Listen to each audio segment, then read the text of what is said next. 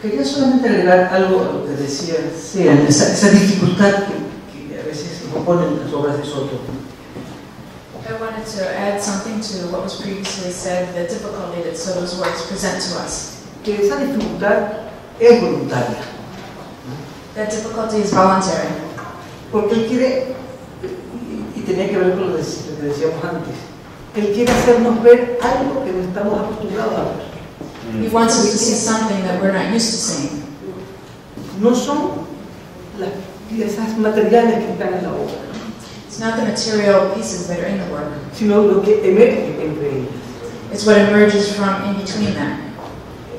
Y que esa dificultad viene del hecho de que estamos acostumbrados a ver los objetos y no a ver esas relaciones que Soto quiere mostrar. That difficulty comes because we're used to looking at objects and not to in between the objects. That's what Soto wants us to focus on.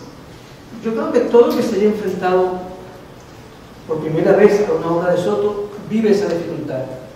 Uno quiere ver cada uno de los objetos, de las varillas metálicas. I think everyone who approaches a Soto piece for the first time confronts the same difficulty. You want to see each separate thing, each separate rod. Y Soto quiere mostrarnos lo que pasa entre ellos. Soto wants to show us what happens in between them. Y ahí hay un aprendizaje de visión que hacer. And there is a visual learning that has to take place. Esas masas vibrantes que se producen, ¿qué es lo que él quiere mostrar? ¿Y qué es inmaterial? Those vibrating masses are what he wants to show. That's the material, the matter. Which in a way answers the question that I was about to ask, in fact. I know you prepared a slideshow. You want to go through it well, I have a slideshow to show Victoria origin. The Victoria origins. Okay. It's a quickly 5-minute thing and then we can go quickly. Okay. Maybe we can run through it. Porque a veces puede ser difícil ver estos objetos como algo que proviene de la pintura. Sometimes it can be difficult to see these objects as things that are coming from paintings. From paintings, exactly. But in fact, I enjoyed when I was going through the presentation that we're going to see now. I'm enjoying how it flows from here, from light, which is what this work is about specifically, and into whatever Soto created and how it relates to painting as we know it, like from the Renaissance. Es decir, si nosotros vemos una sola de las caras de este cubo, if we see just one face of these cubes, viene de Bareilles. Yes. Es decir, it comes from Malevich. Es una superficie blanca que ve como luz. It's a white surface that he sees as light. But it's also two And shades of white. yeah, if you look closely at this work, what we're saying is that the rods are not all the same white. There's like 2 or 3 different type of whites in these rods, which you wouldn't notice at the first glance, but then if you look closely, and yes, you did. But then you can come up with those answers as well. That's why you are who you are. Y si quisiera mostrar una pieza, si pueden, I'd like to show the next slide, please. una de puntos de colores, mucho más. One that has dots of More. color further in Next. place. More. Next. Donde hay puntos de colores. There are colored dots. Go to the pointillism. Go. That's it. Bueno, porque solo para mostrarlo. This is just to show something. Si esos puntos se proyectan perpendicularmente al plano If those dots are projected perpendicular to the plane, y se cuelgan del techo, and if they hang from the ceiling, producen este cubo You o un pentagrama. get this cube or you get a Si se pentacle. colocan en el piso, If they're put on the floor, producen una producción. They also- Y Soto lo decía, es decir, él pensaba esos puntos a menudo como proyecciones hacia el espacio. and Soto said the same thing. He often thought of those dots as projections into space. Entonces es interesante pensar estas piezas como eso, como una pintura que se proyecta al espacio. It's interesting to look at the pieces in this way, as a painting that projects itself into space. With this one in particular, he's already starting that projection. If we think of his career as a kind of going from the wall to space. Yeah. Because these, this was at the Gray Art Gallery very recently, and Yeah. what we discovered was that they're not painted, but they're actually collaged on. So there is a kind of like a first step, so to speak. It's already off the wall. It's on top of the wall. And also they move away because it dynamizes the color. It jumps at you, right? It's not a static experience. So kind of how to movement the color, right? Through it's a moving thing, right? And even here he's thinking about the pointillist. Yeah. Yeah, Pointillist. there is one So other. it's light.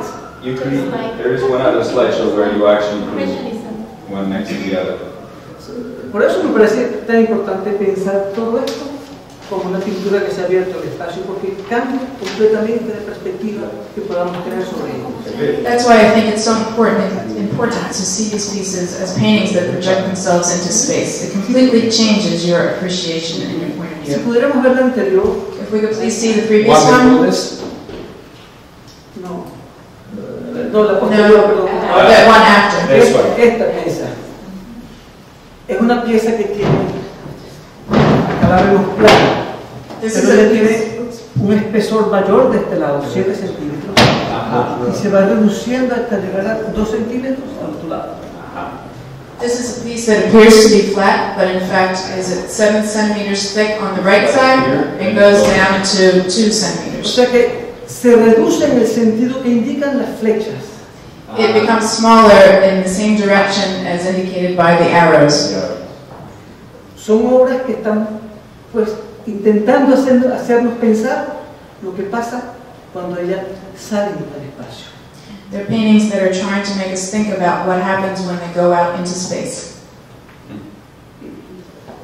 Entonces es interesante ver esa pintura que intenta pensar lo inmaterial desde lo material. So it's interesting to see these paintings that think about the immaterial from the point of view of the material. Y todas estas piezas intentan hacernos ver eso. All of these pieces try to help us see the same thing. Esas masas que se producen allá adentro y que son el producto óptico de lo que está aquí. The masses that are produced there inside and are the optical effect of what is there. Y es eso lo que Soto quiere que veamos. That is what Soto wants us to see. You want to go ahead? No, It's okay.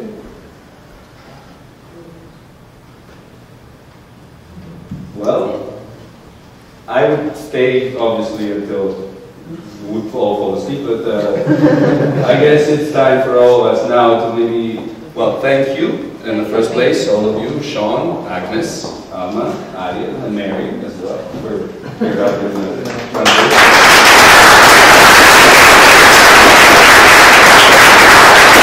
I'm also thanking you all for participating, and now, and yes, if you please now have any questions or that you want to address to our speakers, we're obviously open to it. Or unless maybe you want to start having a little drink and ask questions. Oh, Richard, sorry. One quick question. Sean, you mentioned that the editing of the film was also influenced by Soto. Did he actively participate in the concept of the montage there? Was he actually trying to take the artwork into a further level of dynamism in the filming space, just out of curiosity? Maybe I'll answer this because I had a chance to speak to the director of the film, who is still alive, and he told me that they spent 5 days in the gallery filming. Obviously, they couldn't see what they were filming, nor they could hear what they were recording, because the sounds that you hear in the film, they come from the words that are being activated by Soto himself, and then all that, like Sean was mentioning. But as far as I know, no. The montage, the editing of the film was done by Coppola, Juliana Coppola, the lady who is still alive as well, I haven't met her, but she did it with the director of the film, not with Soto. One second. Decirle que creo que es al revés. ¿Sí? Que la influencia, la idea musical que hace la película Sí. es mayor en Soto. The musical idea comes more from Soto. That's for sure. But it was done before the film was edited, just means put together.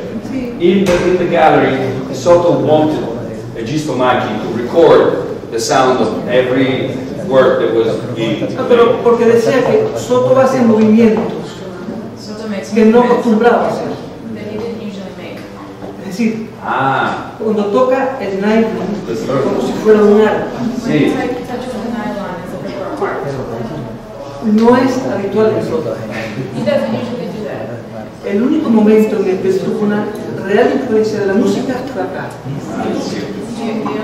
Y no tiene cero sonido. Porque era solo un problema de lenguaje. Cuando él descubre la música dodecafónica,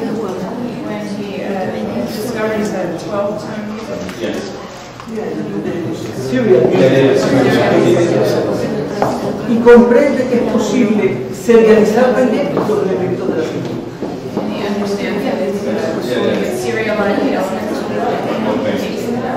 Pero luego no tocaba, no veía estas obras, por lo menos no tenían para él ninguna connotación musical. No.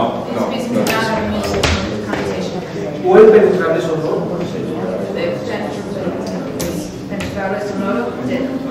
Entonces hay una influencia mayor de quien hace la película en Soto que de Soto.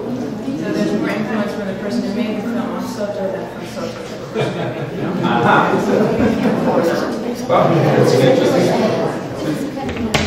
Yes, it's in fact. Yeah. Well, thank you. Oh no, there's another question. I was just wondering, I don't know if this one possible that Please speak a little louder. some of the panelists could have possible dynamic finale about Alexander Calder's model. He's asking whether you would like to address the interrelationship between the work of Alexander Calder and parecidísima y que quiere gigantesca. I don't know if I can say anything definitive about the relationship between Calder and Soto, but Calder was absolutely a figure prevalent in the international art scene at the time and in Venezuela because he contributed to Carlos Mina, who was with us, Ciudad Universitaria project with the Aula Magna, which is a kind of spectacular site-specific work in the auditorium of the university city. And the whole university city was a grand kind of project to kind of introduce modern art, particularly, and Australia was involved as well. A bunch of people from kind of Parisian, Denise Renee, and geometric abstract scene, and Soto did not particularly participate in that, at least not at first because of various kind of possibly political reasons.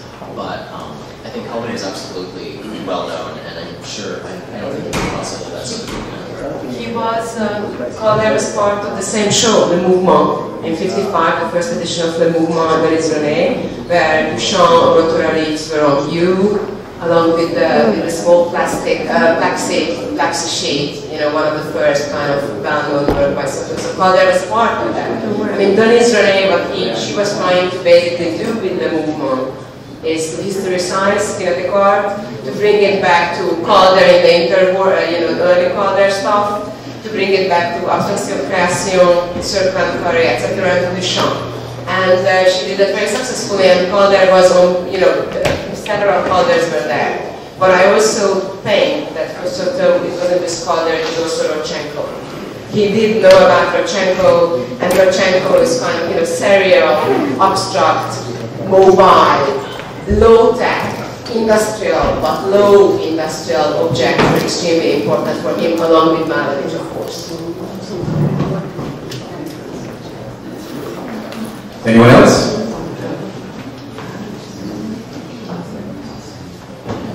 Thank you very much. Well, yes. Thank you very much for this talk.